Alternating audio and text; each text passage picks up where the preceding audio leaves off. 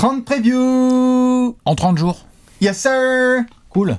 Bonjour à toutes et à tous. Direction le Texas. Welcome to San Antonio. Exactement. San Antonio, Frédéric Dard, pour l'indice. Bravo à ceux qui ont trouvé. C'est un écrivain. Il a écrit les histoires du commissaire San Antonio. Il en a fait au moins, je sais pas, Un bon paquet. au moins 150, honnêtement. Donc bravo à ceux qui ont trouvé.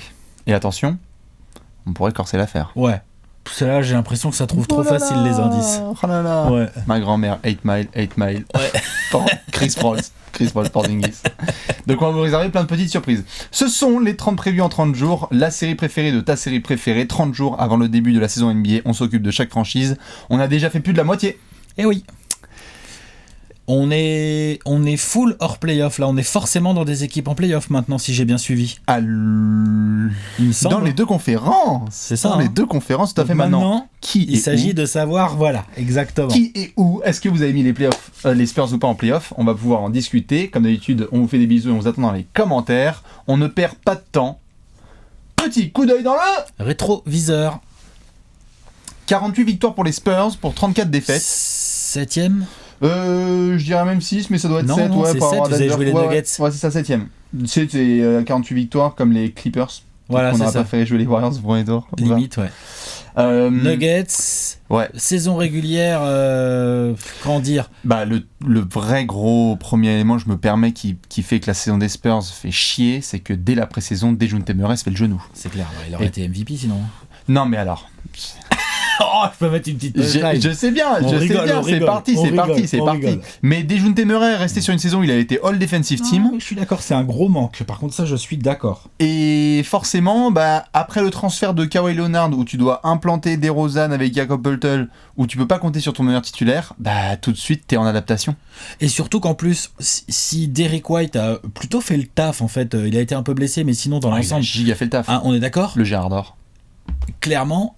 Et je trouve que les qualités athlétiques et la longueur de Dejounte Murray, on va en parler dans la preview, on va en parler sûrement dans le marché de l'été. C'est limite une arrivée en fait, quoi. Bien tu vois, sûr, par tout à rapport fait. à la saison dernière. Exactement. Donc ça, c'est vrai qu'on peut pas enlever que effectivement vous avez eu cette blessure qui a saoulé les Spurs tout au long de la saison. Je dis vous, hein, les Spurs, que Bastien, je dis vous quand on parle des Spurs.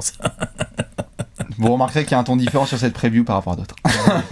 Mais non, mais c'est sûr que à partir du moment où sur un poste aussi important que la main, quand tu peux pas avoir le gars avec qui t'as bâti tout ton été, il y avait beaucoup d'attentes sur Dejounte, tu peux pas l'avoir, bon bah tu t'adaptes quoi. Ah, puis ça vous a cassé les couilles au niveau de l'implantation du rythme défensif et tout. C'est donc ça. Voilà, ça c'est clair. Mais malgré ça, Spurs basketball. Spurs basketball, intégration des DeRozan, bah ma foi, c'est quand même pas mal. Hein. Ça va tout à fait, Oh. avec notamment le retour Oui, quand même. de Kawhi, le fameux match où DeRozan il fait le boulot comme un grand garçon. Voilà, exactement, d'entrée de match et tout. Là, il salit les Raptors. La saison, encore une, si j'ose dire ainsi, de la Marcus Aldridge. Des deux côtés du terrain. Le mec en attaque, trop chaud à défendre. En défense, pilier. Il n'y a plus du tout d'histoire de demande de transfert. Hein.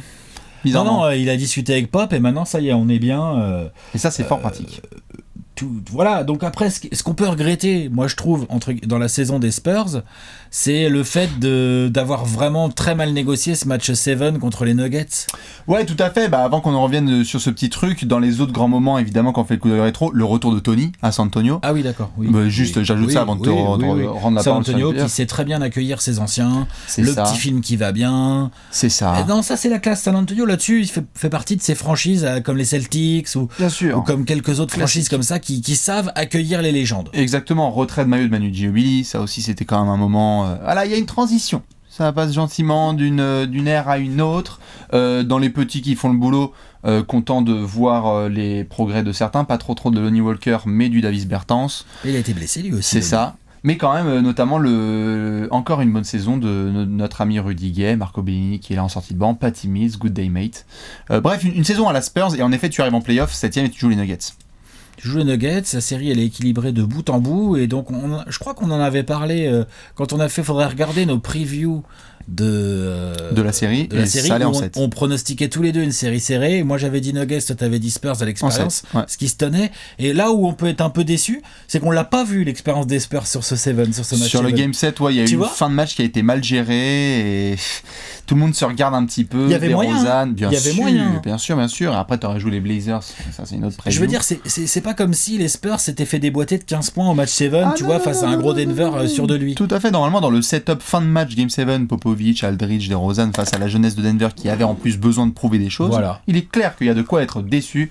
Maintenant, on le savait, c'était aussi une année de transition. Ça s'est fini au premier tour. Et ça s'est terminé au premier tour, c'est comme ça. Mais il y a eu des grosses décisions ensuite à prendre parce que le coup de rétro, il est pas non plus gigantesque avec les Spurs.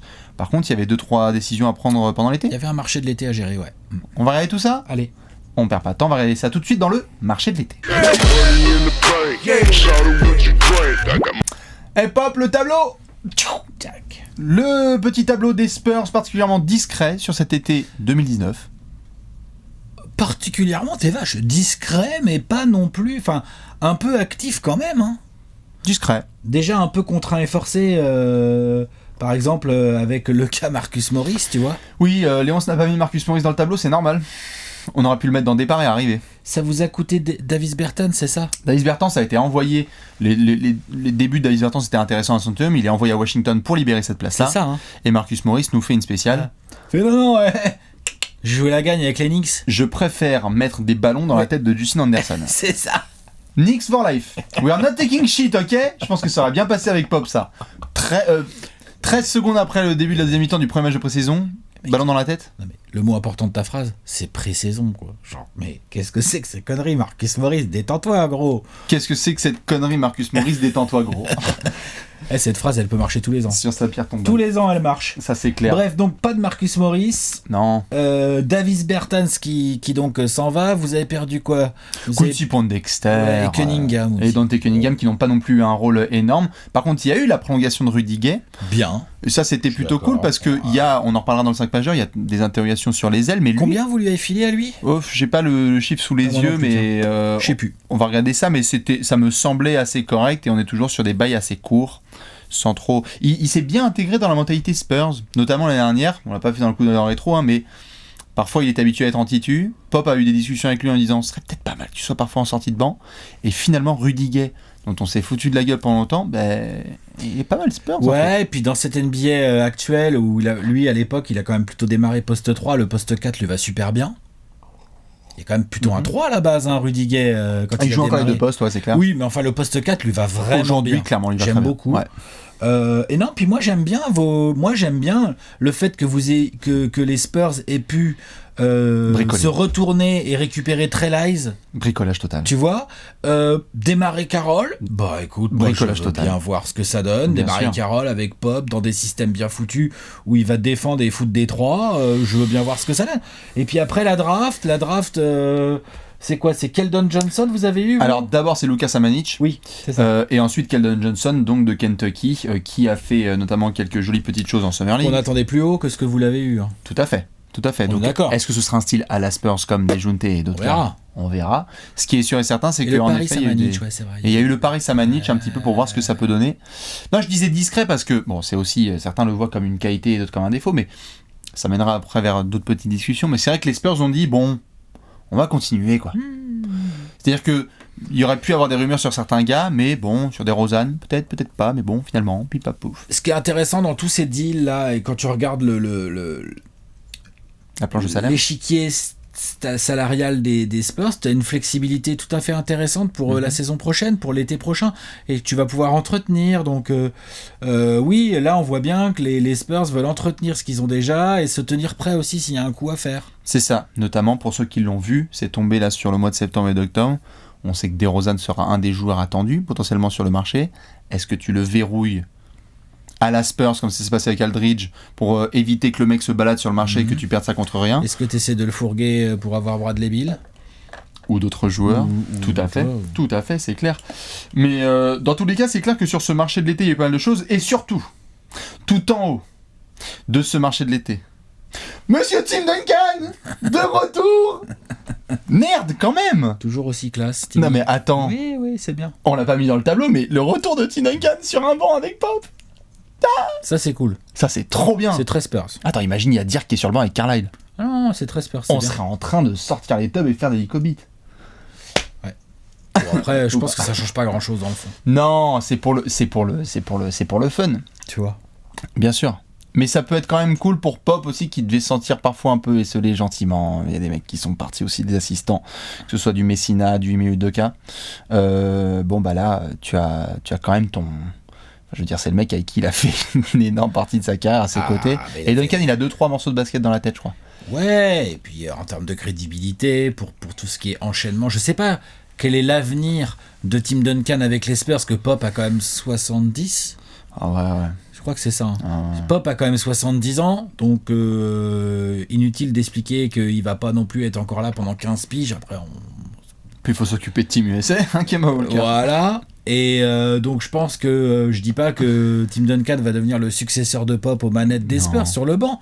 Par contre, je pense que d'avoir ce genre d'adjoint, ce genre de mec dans le staff pour accueillir des jeunes, enfin je veux dire, t'es Luka Samanic là, ouais. Ah bah, 19 ans, t'es ailier fort, ailier fort, Luka Samanic, on est d'accord. Hein.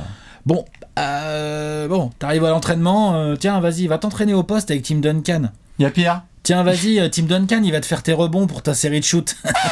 Moi, je veux bien, hein. Moi, je suis dispo le dimanche matin. Je pense qu'en termes d'implication dans Bien le club, en termes de culture et tout, c'est vachement bien, quoi. C'est clair. Surtout qu'il y avait eu l'essai un peu raté, enfin, plutôt la fin un peu en autre boudin avec Pau Gasol, qui devait, lui notamment, on avait dit, ouais, Jakob Poeltl, quand il est dans le vestiaire tous les jours avec Pau Gasol, ça peut peut-être l'aider. Ouais. Bon, bah, t'as un Duncan qui prend aussi la suite là-dessus. Ceux qui l'ont vu, notamment Timmy, il court à l'entraînement avec les copains. Qui représente mieux, derrière Pop, qui représente mieux la culture Spurs que Tim Duncan David demande, Robinson, hein. et c'est tout. Même pas, hein. Moi je prends Tim Duncan. Hein. Tim Duncan, c'est encore mieux. Ça se Il y a la discute, mais win c'est attitude, clair. quoi. Ah, ça c'est sûr. C'est Tu vois sûr que c'est autre chose. Donc ça, voilà. c'était un peu dans les arrivées, mais oui, dans tous les cas, pas énormément non plus de mouvements. En tout cas, le Pop, pour reprendre une expression qu'on a pas mal utilisée dans ses previews, il a un peu de cam pour construire ses rotations. Elle est bien, hein. Regarde comment il est content. Elle est belle. Eh bien, exactement, Voilà. mon cher Alex. Voilà. C'est Allez, quoi la envoie. prochaine section? Je sais pas. 5 majeurs peut-être. On va s'occuper de ça tout de suite dans le 5 majeur.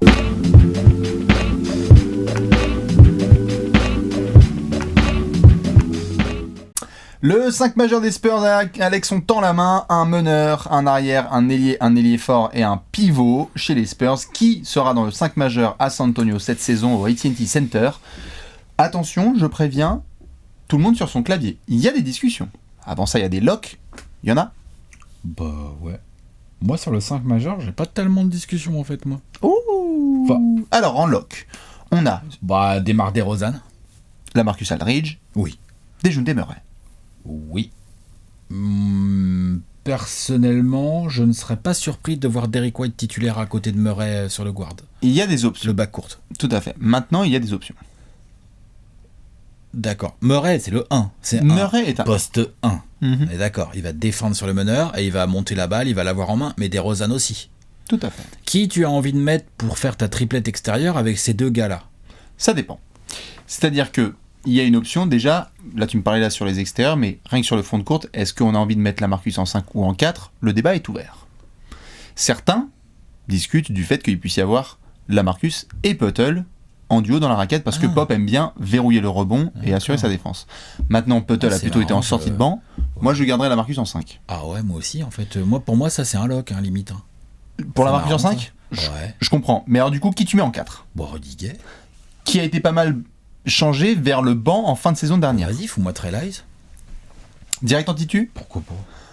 Ah, non mais en tout cas il y a des options parce que tu vois par exemple certains se disent bon il y a Dejounte, Demar et Carroll Lamarcus titulaire en 4. et il y a une option sur du Demar et Carroll Petit, peut-être à force. Je sais pas, remarque, Lamarcus, il est grand, il est costaud. Hein. et il y a une option sur du Demar et Carroll avec Rudy Gay ou avec Lamarcus et avec Jakob Poeltl par exemple, mais je pense que ça va être plutôt du Lamarcus et après avoir, mais Demar et Carroll est une option qui pourrait être intéressante en titu. Quand tu as un DeRozan qui pénètre, un Dejounte aussi et que tu as un spot-up shooter à 3 points qui défend, typiquement Spurs Basketball, Demar et Carroll. C'est c'est ouvert au débat quoi. Ouais, mais DeRozan, tu le comptes dans le front de courte en 3? Et bah c'est justement ça l'option parce que je te rajoute une autre, ça fait beaucoup de questions mais je veux bien avoir ton avis là-dessus. Que fais-tu de Derrick White? Beaucoup de gens se disent ça serait trop excitant d'avoir Derrick White et Dejounte Murray sur le backcourt, avec DeRozan en 3. Bah, disons que, parce que moi la question qui me vient derrière, c'est Patty Mills. Patty Mills est un très bon remplaçant naturel du poste 1. Bien sûr. En mode dynamite, il prend ses tirs et tout. Tout à fait. Du coup, c'est le remplaçant naturel pour moi de Dejounte Murray. Oui. Derrick White, c'est un combo. Tout à fait. Qui aime bien avoir la balle en main, mais il a montré qu'il savait et défendre Tout à fait. et jouer off the ball et tout. Et si tu ne mets pas Derrick White titulaire au poste 2, c'est qui ton titulaire au poste 2 ? Ça peut être DeRozan. Du coup, tu as Desmarais Carroll en 3 et Rudiger en 4. Oui. Mais donc, il existe une option. En fait, il y a beaucoup. Moi, j'ai regardé un peu dans tous les... De toute façon, avec Popovic, on sait que ça va varier. C'est ça. Dans tous les saloons qui sont autour de San Antonio, il y a des discussions sur Dejounte, Derrick White, DeMar DeRozan, Desmarais Carroll, LaMarcus Aldridge. Dejounte Murray, DeMar DeRozan, Desmarais Carroll, Rudiger, LaMarcus Aldridge. Dejounte Murray, DeMar DeRozan, Rudiger, LaMarcus Aldridge, Jakob Poeltl. Donc tu vois, finalement, en termes de verrou... il y en a quand même déjà 3. Il y en a 3, mais c'est juste sur les 2 autres postes où... je pense quand même que... Sur qui tu bêtes Derrick White dans le 5 ? Oui.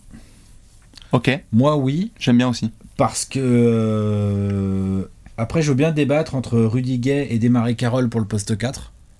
Mais pour moi, le backcourt... Pour moi, le backcourt Murray-White permet d'avoir derrière une paire Mills-Bellinelli avec du Forbes. Tout à fait. Bryn Forbes, c'est un 2, ça ? Non, c'est un 1.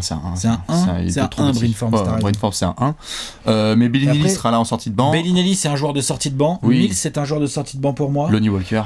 Lonnie Walker, je l'aime bien. Je veux bien l'essayer en sortie de banc dans un premier temps. Après, on peut voir. Lui, potentiellement, s'il progresse et tout, lui, il peut venir en concurrence directe pour le spot de titulaire avec Derrick White à terme. Ouais, à terme. Il a l'air d'être talentueux quand même, le garçon. Il a un giga talent, mais bon, on sait aussi comment après, Pop implémente. À propos de talent, Keldon Johnson.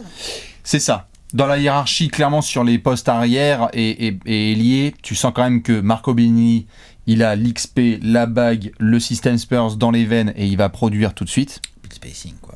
Et spacing. Marco, quoi. Ah mais Marco, c'est du... Il met des tirs, quoi. C'est du pain béni, c'est clair, provocation des fautes et shoot en déséquilibre total. Tu vois. Lonnie Walker a le step devant Keldon Johnson, évidemment, juste par hiérarchie. Ça peut être vite torché, hein, en fonction de comment est Keldon Johnson. Keldon Johnson n'a pas un si gros retard que ça, finalement, par rapport à Lonnie Walker, qui n'a pas beaucoup joué la saison dernière. Non, c'est sûr, mais je pense tout à fait, mais je pense que par rapport à l'historique Spurs, Keldon Johnson... Je pense qu'on peut plus débattre du nombre de matchs qu'il va faire en G-League que du nombre de matchs qu'il va faire avec les Spurs. Ah ouais ? Ouais. D'accord. Parce qu'en fait, les mecs qui sont devant, moi j'ai envie de le voir jouer, Keldon Johnson. On l'a fait la draft ensemble, j'adore le joueur. Le potentiel est fou.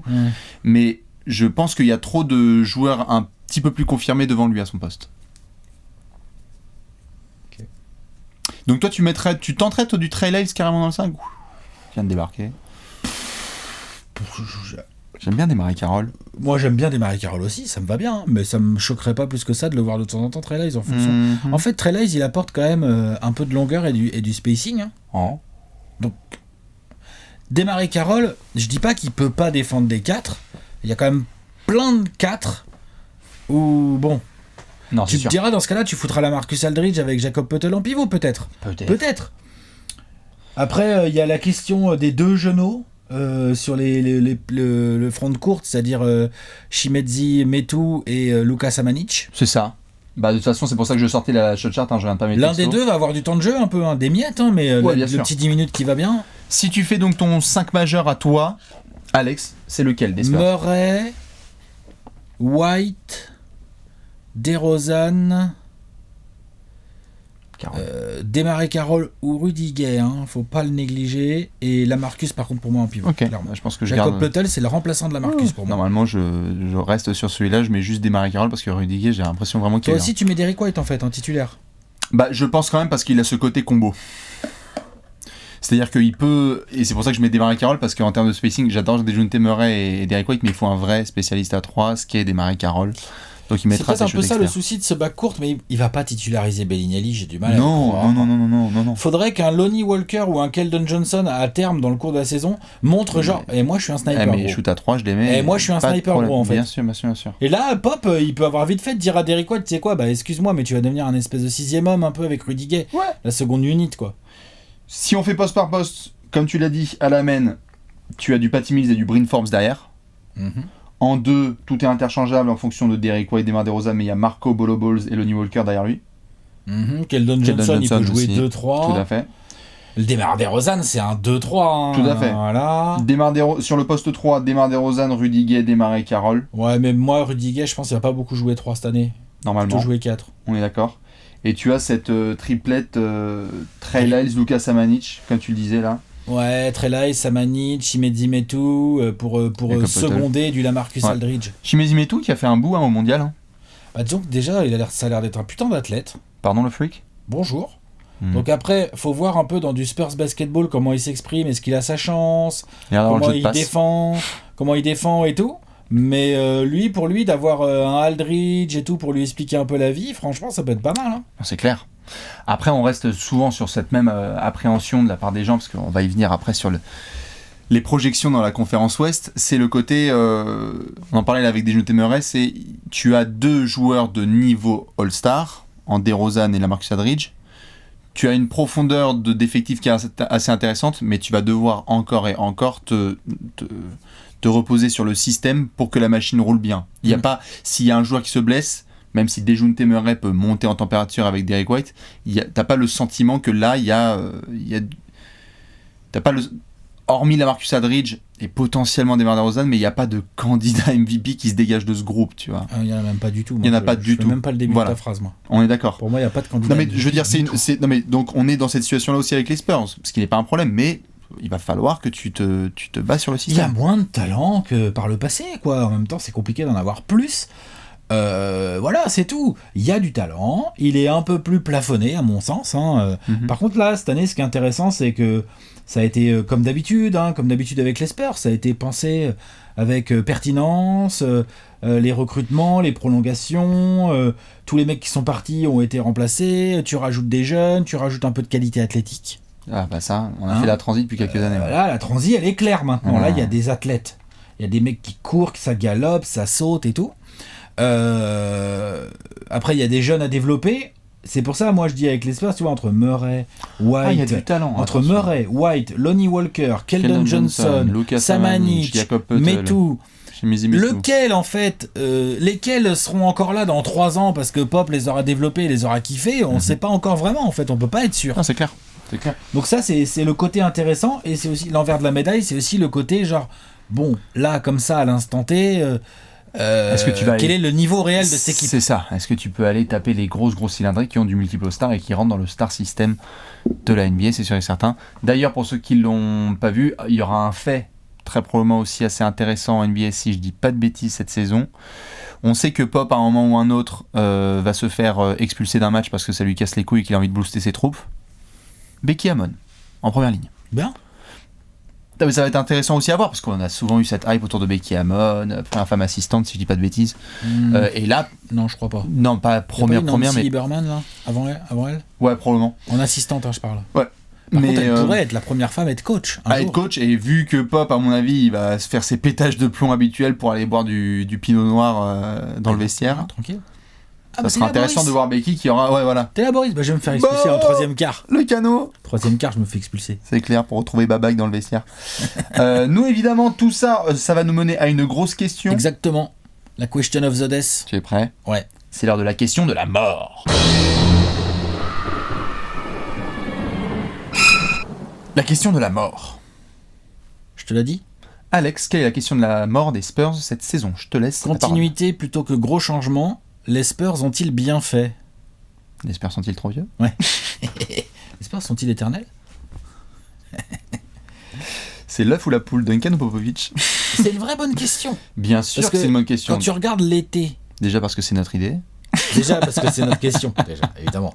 Mais quand tu regardes l'été autour, en NBA, notamment à l'ouest, à l'est aussi, hein, mais à l'ouest, là, qui concerne beaucoup, tu regardes rien que dans la division, genre les Pélicans, ils ont un peu bougé.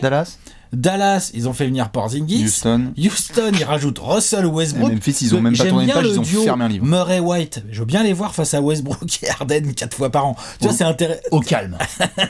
Tu vois, voilà. Donc là, voilà. Après, 13 sur 67. Tu regardes à Los Angeles, tu te dis, oh putain, dis donc, ils se sont renforcés comme des bâtards. Enfin, voilà. Mike Conley à Utah. Enfin, non, Kawhi, il est plus chez les Raptors. Ouais, voilà. Il y a eu des grosses choses. Et les Spurs, eux, Leur gros transfert, c'est des Marie Carroll, quoi. Yeah. Hein, et ils ont drafté de rookies. Alors, donc ça, c'est assez intéressant. Par rapport à cette grosse plein de choses à question, en dire. bien sûr, on va pouvoir en débattre. La première chose que moi je place évidemment par rapport à cette question, c'est que quand on regarde cette question, il faut prendre en compte ce qui s'est passé l'année dernière et cette espèce d'énorme transfert qu'il y a avec Kawhi Leonard, qui a poussé notamment DeMar DeRozan à devoir s'ajuster tout de suite à un nouveau système. Et pour n'importe quelle personne, était bien placé, et je suis bien placé pour le savoir, qui intègre le système Spurs, ça prend plus d'1 an. Ça, c'est vrai. Et tu veux dire par là que la deuxième année de DeRozan devrait être meilleure? Pour moi, oui. Ce qui explique le Game 7 par exemple qui a été fait et d'autres matchs comme ça qui ont parfois été paumés parce que juste il y a des nouveaux qui débarquent et qui ne savent pas vraiment comment faire par rapport à leurs habitudes antécédentes. Et je trouve que dans ce sens, il faut donner en fait à ce groupe la saison qu'ils méritent et qu'ils auraient aimé peut-être avoir un peu plus l'année dernière, c'est-à-dire avec un groupe un peu plus complet, sans rupture des ligaments croisés dans la pré-saison et avec surtout des joueurs qui connaissent mieux le système, quoi. Ça, je pense que c'est le premier élément, c'est qu'on a ce côté souvent à vouloir faire du changement, mais en même temps, est-ce que c'est une si mauvaise idée que ça? Parce qu'en sortie de starting block, par exemple... Eh bien, même pour aller dans ton sens, là, pour le coup, je vais vraiment dans ton sens. Moi, j'ai plutôt bien aimé l'été des Spurs. Genre, de toute façon, c'est pas leur style. Popovich et Bufford, s'il y a bien un truc qu'on peut pas leur enlever, c'est que dans l'ensemble, en termes de recrutement et de construction d'effectifs, ça va, les mecs ont un peu de pif et un peu d'expérience, tu vois. D'ailleurs, ça a changé le match. C'est quand même correct. Ouais. On est d'accord, mais Bufford est toujours là. Ouais. Non? Il est plus là? Il faut qu'on fasse des rapports à Bufford, en gros. Vas-y, je t'en prie. Oui, enfin bon. Et il a encore son mot à dire, je pense. Et Popovic, je pense que s'il veut pas un joueur, je pense qu'à un moment donné, il vient pas le joueur. Je suis pas d'accord. Ouais, voilà. Donc, ces deux-là, le côté gros changement et bam, on envoie la moitié de l'équipe pour récupérer Paul George ou la moitié de l'équipe pour récupérer Durant ou alors vas-y, on fait un gros sign and trade de port et tout. C'est pas trop leur genre. Je dis pas qu'ils peuvent pas le faire, ils l'ont déjà fait, mais là, c'est pas leur genre. Ça, c'est le premier point. Et le deuxième point, c'est ils auraient pu ou dû prendre qui? Du coup, comment se positionner? Moi, pendant un moment, je me suis dit, tiens, ça se trouve, vu comment c'est la folie dans tous les sens, on va retrouver les Spurs dans un trade autour de DeRozan. Et je me suis dit, tiens, voilà, il y avait les rumeurs Bradley Beal, il y avait la possibilité d'aller draguer un D'Angelo Russell ou un Paul George, du coup, mais ils ont pas eu le temps. Cam, bien sûr. Tu vois? Ouais. Bon, ça, je m'étais dit, pourquoi pas, mais... Bien sûr, et il y a eu des rumeurs. Pour aller dans ton sens totalement, c'est qu'il y a eu des rumeurs autour de DeRozan. Mais je crois qu'il y a cette espèce d'in-between, en fait, où ils veulent essayer de voir... Donc, donner la chance à DeRozan en année 2. Genre, vas-y, mec, installe-toi, enfin, il n'y a pas de souci, on va voir ce que ça peut donner. Où tu as enfin tes habitudes avec la Marcus, avec la presse, avec tes coéquipiers, etc. Mais si la mayonnaise prend pas aussi bien qu'eux, là, je serais pas étonné de voir justement ces Spurs-là, donc de Pop et de Bufford, se dire, ok, bon. DeRozan sur le marché. On va peut-être essayer de renifler ce qui se passe, ouais. Et ça, en fait, c'est en corrélation avec... Disons que si ça, c'est le bateau, pour moi, DeRozan qui avance Spurs, ça va être très certainement lié aussi à ce que tu as mentionné dans la section précédente, c'est-à-dire, oh putain, en fait, en scred, Lonnie Walker, c'est un peu un crack, quoi. Ah bon. S'il y en a un qui commence à sortir de fucking roof, il y en a qui vont se dire, bon, bah en fait, DeRozan, s'il commence à se susurrer qu'il demande 30 millions par an à l'été prochain... C'est ce qu'il va demander. Tu crois quoi? Tu crois que DeRozan, il va signer à 12 millions? Non, je pense pas. Il va demander cher. Il est agent libre ou il est en player option? Je vais te dire ça. Ouais, c'est intéressant à savoir. Parce que c'est pas le même délire. Je vais meubler pendant que tu cherches. Je t'en prie. En plus, je sais que t'adores. Non, parce que là-dessus, on en revient à ce que je disais tout à l'heure quand on était sur le marché de l'été. Où, player option à 27 millions pour la saison suivante. Bon, il va la prendre. Normalement, oui. 27 quand même. Faut vraiment qu'il emmène les Spurs sur le podium de la conférence Ouest, quoi. Voilà. Lol, il va prendre sa player option. Enfoiré. Ouais. Après, vas-y, finis ton profit. Ce que je voulais dire, c'est que en se gardant une certaine flexibilité, il n'y a pas trop de salaire trop lourd. Bon, il y a DeRozan et la Marcus Aldridge, mais ils sont encore dans des sphères de salaire tout à fait acceptables par rapport à ce qu'on voit autour. Du coup, ça leur laisse des options. C'est-à-dire que si, comme tu dis, soit ça se passe mal, soit tu as un Lonnie Walker, un Keldon Johnson, un Derrick White, je m'en fous, n'importe lequel, qui devient genre un tueur. Ouais. Bah, tu peux aussi être à la trade deadline en train de trader DeRozan. Et considérer T'as totalement. encore 1 an et demi de contrat, donc qui va intéresser des gens à un salaire encore tout à fait correct. Mhm. Et là, tu vas pouvoir aller voir Miami qui n'y arrive pas avec Butler, Washington qui a toujours pas tradé Bradley Beal. Je sais pas, j'ai pas là d'autres idées qui me viennent, mais il y en aura forcément à trouver. Moi, des joueurs, tu vois, voilà. Donc ça, c'est une option. Même si moi, je crois que, du coup, pour en revenir à notre question de la continuité, je trouve que par rapport à ce qui s'est passé cet été, je trouve ça intéressant de voir les Spurs toujours dans leur ligne de conduite habituelle, c'est-à-dire nous, on cède pas aux sirènes de la pression, en gros. Hein. Oh, si on va en playoff tous les ans, il n'y a pas de problème. Oh, ils sont tous en train de s'exciter. Oh, ils veulent pas de... Oui, bon, ok. Oh, dis donc. Oh, t'as vu, c'est marrant. Hein. Ils ont échangé Westbrook contre Chris Paul. Enfin, tu vois, ils sont comme ça un peu en mode observateur à faire leur petite tambouille dans leur coin. Ça, c'est pas nouveau. Et je trouve ça bien de leur part d'avoir continué dans cette voie parce que je pense que c'est une bonne façon de se reconstruire en allant en playoff tous les ans. Il y a des franchises, elles se reconstruisent. Je suis bien placé pour le savoir. Elles essayent de se reconstruire à gagner à peine 20 matchs. Et t'as les Spurs qui eux, vont en playoff.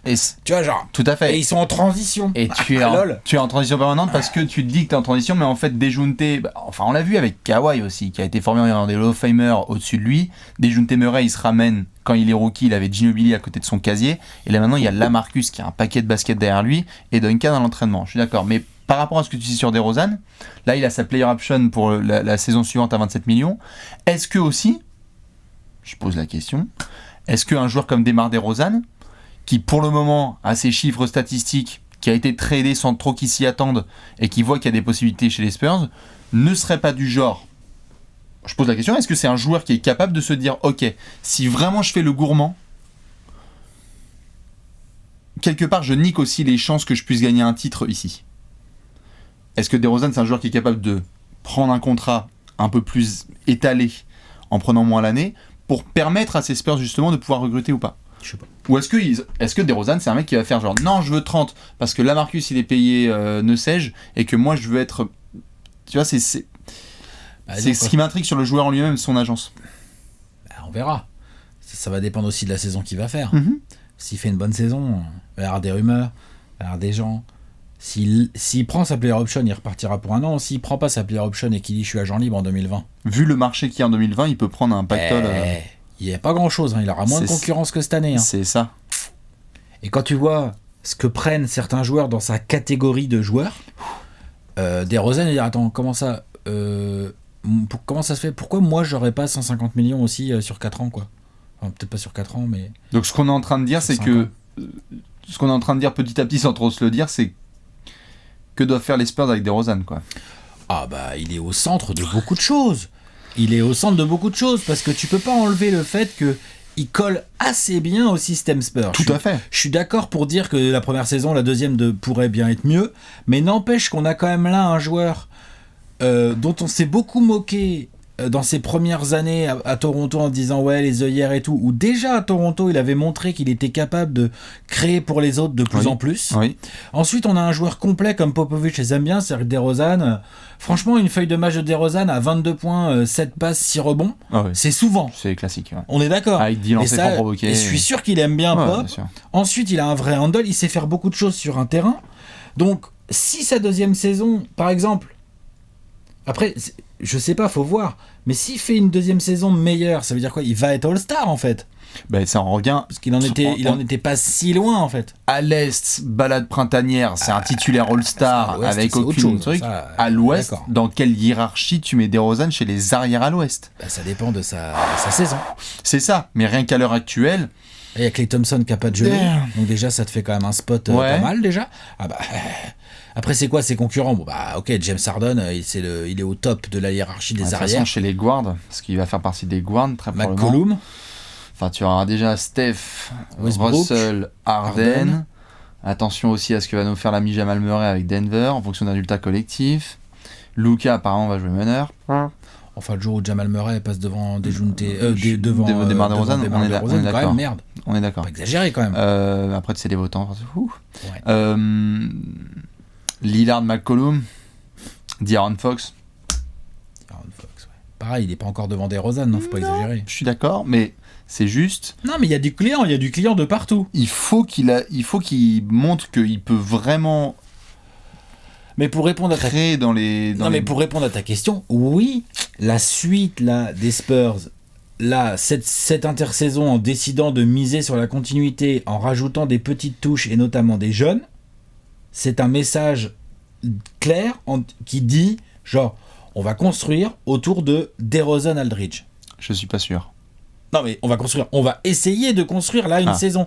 On se donne une saison pour voir si on peut construire un truc compétitif autour de DeRozan Aldridge. Bah compétitif oui parce qu'ils connaissent leur non mais quand je dis compétitif c'est d'aller en finale de conf quoi, les Spurs. Ah de contender. Tu vois l'année dernière, imagine vous auriez passé le Game 7 contre les Nuggets. Moi je la mets entre parenthèses parce qu'il n'y a pas des jeux Temeray. Mais je vois ce que tu veux dire. Mais vous auriez passé, vous étiez là, il y avait un Game 7 à gagner. Si tu le passes, ça se trouve vous êtes capable de faire Portland derrière. Ça se trouve vous êtes en finale de conf en fait. Je suis bien d'accord sur le fait que de toute façon... Avec cette équipe-là. Je suis bien d'accord sur le fait que de toute façon, avec cette équipe au complet, ce qui me rend très confiant, vous allez le voir dans le tableau des pronostics en fin d'émission, c'est que cette équipe-là, quand tu prends une équipe avec enfin des jeunes Temeray qui revient, et on le sait à chaque fois, le jeu d'aléatoire et de chance que tu as avec ton tirage de play-off, les Spurs peuvent réaliser une bête de saison, et on n'a plus cette question par rapport à DeRozan.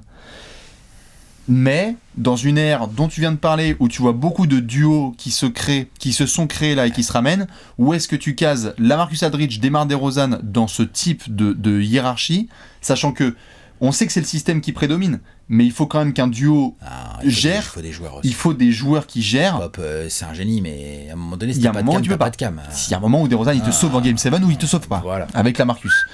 Et là, le problème, c'est que ce genre de duo, aussi efficace qu'il soit, que ce soit en statistique normale ou avancée ou en impact quotidien dans le jeu, mais... En fait, c'est pas des franchise players ni l'un ni l'autre pour moi.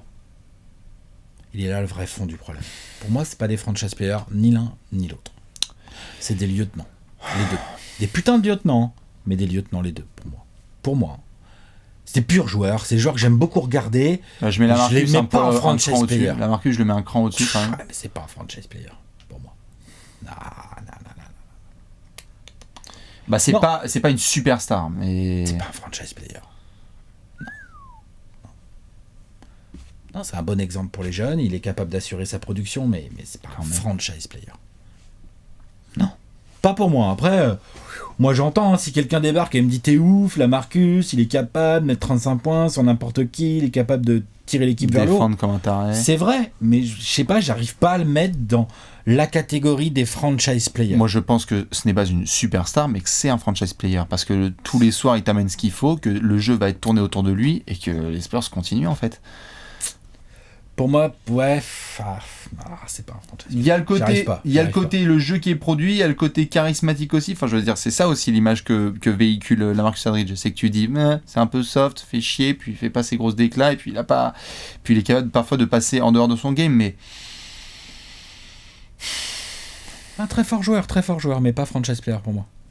Donc à partir du moment où tu pars de ce postulat-là et que tu as ce même avis sur DeMar DeRozan, faut bien que tu prennes des décisions. Je trouve ça intéressant d'avoir joué la continuité cet été, mais j'ai l'impression que, sauf si vraiment, en termes de groupe, il y a un truc qui se passe comme ils sont capables de faire les Spurs cette saison, je serais pas surpris qu'il y ait des grosses décisions autour de DeMar DeRozan dans la saison ou au plus tard à l'été prochain. En surveillant évidemment cette histoire de crack, c'est-à-dire un joueur qui sort un petit peu du lot, un jeuneau, et qui fait genre en fait les gars, je suis le template des jeunes Temeray, c'est-à-dire qu'en fait c'est sûr et certain je suis un lock chez les titus. Si c'est pas Keldon Johnson mais qu'en fait c'est Joe Johnson, ou c'est pas Lonnie Walker mais tiens Dwayne Wade. Voilà c'est ça, tu vois, genre voilà quoi. On va toucher du gigabois. On va toucher du gigabois. Du gros bois. Lonnie. Allez. Non mais n'empêche quel joueur. Moi j'ai très hâte de le voir jouer. On va faire péter les Gérards, hein. Ouais. Exactement. Dites-nous en tout cas ce que vous pensez de cette question de la mort. On le sait chez les Spurs, à chaque fois c'est un gros débat. Et nous on va devoir enchaîner avec le trophée du peuple. Allez, c'est l'heure du Gérard d'or.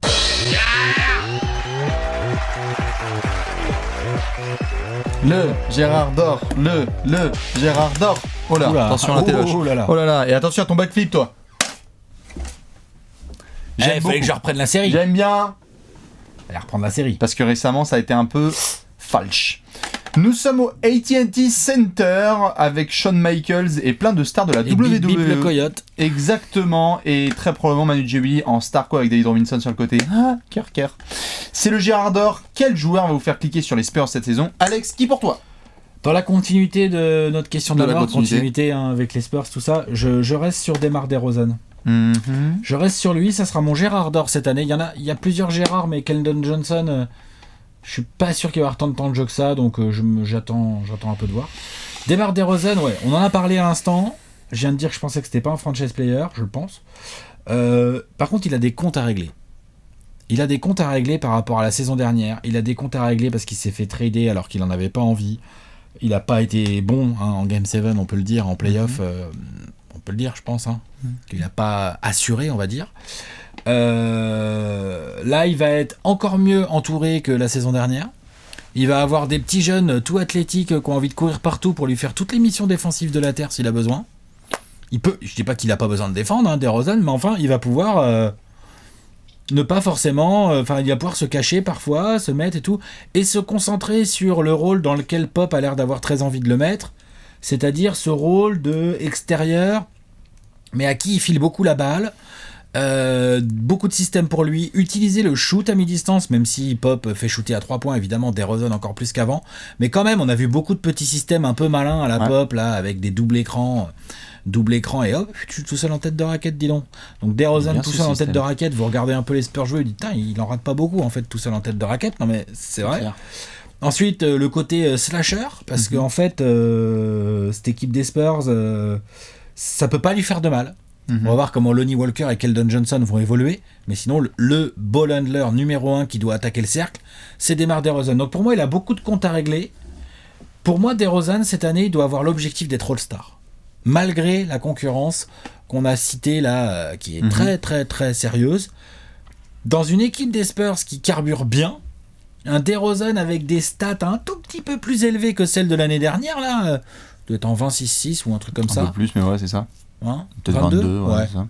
Qui tape un petit peu plus. Franchement, ça peut faire beaucoup de bien aux Spurs et ça peut positionner DeRozan dans une situation d'être All-Star potentiel, on va dire. C'est ça, tu vas l'attendre notamment au mois de février pour voir s'il finirait dans les joueurs pris par les coachs. Je crois pas que les votes vont le mettre All-Star, l'autre. Non, je suis d'accord. Par contre, je pense que en fonction de sa saison, les coachs peuvent décider de le prendre. Ouais. Bien sûr, puis peut-être attention, on sait jamais, si t'as un Lamarcus qui tombe, faut mettre les clés du Canter entre DeMar DeRozan, et là, faut pas que ce soit une saison à 37 victoires. Non. Non. Dire. Évidemment, on ne souhaite pas ce genre de choses pour l'ami LMA.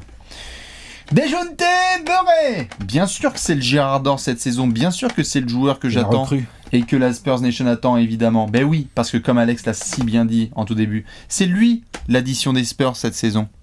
Tu n'as pas pu compter sur lui la saison dernière, on y va, on y retourne et donc on reprend la courbe de croissance qu'on a vu de Dejounte Murray, défensivement l'impact qu'on connaît. Ça donne quoi lui en fait en combo avec Derrick White? Genre ils peuvent en fait évoluer ensemble? Dejounte Murray, comme il l'a dit, c'est le mec qui peut en fait parler et dire Huddle, venez démarrer Lamarcus là, parce que sur le dernier système en fait on a fait de la chiasse comme Pop a l'air de le demander pour Murray. Donc il y a un truc à développer. Et puis Dejounte en fait il a toutes ses qualités, mais on ne sait pas trop c'est quoi le plafond de ce garçon. C'est quoi en fait? C'est juste un meneur très bon défensif qui peut contribuer, ou est-ce que c'est un joueur qui peut monter encore d'un cran et se dire genre hey, en fait je joue Holiday en scred, bon. Tu vois, je dis pas que ça va devenir ça. C'est sa production offensive, un peu l'interrogation. Production offensive, agressivité, parce qu'on sait aussi que, oui voilà, agressivité dans la provocation des lancers, parce que même s'il faut bien shooter, il faut voir aussi comment il revient mentalement de sa blessure. Et puis, mine de rien, si Dejounte Murray il fait sa grosse saison et qui devient cette espèce de troisième joueur développé par la Spurs Foundation, qui devient vraiment très très bon, il faudra prendre aussi des décisions sur la prolongation du garçon. Parce que quand tu commences à faire 3 saisons en NBA et que ça discute au bureau de Popovich et qu'il y a plein de franchises qui font en fait Dejounte Murray, j'irais bien le prendre en fait sur le market. Quand t'es San Antonio, tu le verrouilles ou tu le verrouilles pas. Voilà. C'est vrai qu'il va y avoir un questionnement autour de Dejounte. Oui. La saison est importante pour lui. Exactement. Et donc forcément moi ça va être mon Gérard d'or. Inutile de préciser, comme tu l'as dit, que Keldon Johnson et Lonnie Walker, dès qu'il y a un orteil sur le quépart, on regarde, on est d'accord. On regarde. Lonnie Walker, on regarde. Qu'est-ce qu'il fait? Keldon il se met dans le corner, c'est bien ça. Hop, ficelle, dis donc. Le poster. Il a un shoot. Voilà. Keldon Johnson, je veux bien voir le reste, comment ça évolue en NBA, mais putain, il a un shoot. Il y a le shoot et il y a la défense, il y a le côté pitbull, c'est pas mal. Vous n'hésitez pas à aller voir Lonnie Walker Denver Nuggets dunk sur YouTube, c'est pas mal. Voilà pour les Gérard d'or. DeMar DeRozan pour Alex, Dejounte Murray pour Bibi. Nous, on va devoir terminer avec un petit pronostic avec un cas. Exactement, c'est l'heure du pronostic.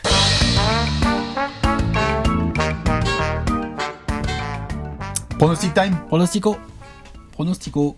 24 secondes pour Alex, 24 secondes pour Bibi, comme d'habitude, vous pouvez le faire aussi. Mais avant ça, tiens, depuis 1997, la cote du champion des Spurs, elle est à combien cette année ? Là, cette année, elle est à 65. Donc, la cote du champion des Spurs, oui, j'y arrive, j'y viens. La phrase, elle est là, retenez-la bien, séquencez-la. La cote du champion des Spurs est moins bonne que celle des Mavs ou des Pélicans, par exemple. Hein ? Voilà. Bon. Da fuck. Bon. J'attends pas non plus les Spurs en juin, mais quelque chose ne va pas dans ce moment. On leur moment. dit à Unibet ou comment c'est ? On leur dit pas ? Allez les gars, F5. On leur dit pas ou quoi ? Oh non, les Spurs sont encore trop vieux. 50 victoires. Chier. Donc voilà, bon bref, c'est comme ça, c'est la vie. Moi je suis très surpris de cette cote pour le titre. Je dis pas qu'elle est trop haute ou trop basse, je dis juste que par rapport à d'autres, je sais pas, je la comprends pas. Voilà. Je suis bien d'accord. Et bien pendant ce temps-là, Alex, on va laisser les gens parier là-dessus. Et toi surtout, tu vas te préparer pour ton prono ? Ouais. Est-ce que t'es chaud ? Allez. 24 secondes, 3, 2, 1, Devin Brown. 47 victoires pour les Spurs. Je crois que c'est une de moins que l'année dernière, malgré le retour de Dejounte Murray. Je trouve que ça s'est vachement renforcé autour. Je pense que l'Ouest va être balèze. Je les mets en play-off, mais je les mets à la 8e place. Ils sont en play-off, ils sont à la 8e place, et il fera pas forcément bon se les taper au premier tour pour le mec qui finira premier, mais voilà, je vois pas plus que ça pour les Spurs sur la régulière. 47 wins. Ok. On va voir après pour le over-under. Attention, est-ce que t'es prêt pour le record des Bulls qui va tomber ? Pardon, des Warriors. 3, 2, 1. Top chrono.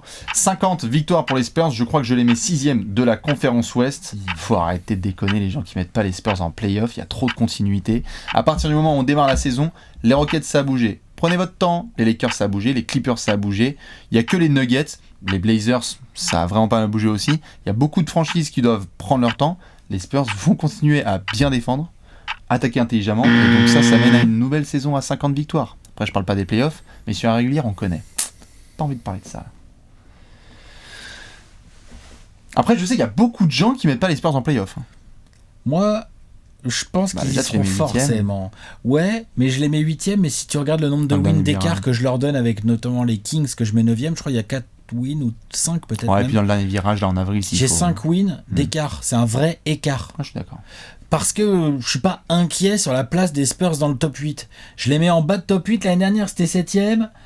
Dans une conférence Ouest que je trouve moins balèze que je trouve plus balèze cette année. Voilà. Et bien voilà, voilà pour nos pronostics. Alex, il y a un petit over-under à balancer ? 46,5. Donc tu vois, Bibi, avec son 47, il est pas mal. Avec 50, on va équilibrer tout ça. Voilà. Hein, on va le monter à 49. L'over-under des Spurs est à 46,5. Ouais. Nous, on va montrer le gros tableau. Le gros tableau made by Alliance. Ça se remplit. Et oui, nous avons un numéro 8 spot de l'Ouest pour Alex. On a un 6 spot de l'Ouest pour Bibi. Dites-nous où est-ce que vous voyez les Spurs cette saison. Comme d'habitude, on va se retrouver demain, les 30 prévus en 30 jours, ça continue. Alex, c'est quoi ton indice ? L'union fait la force. I know you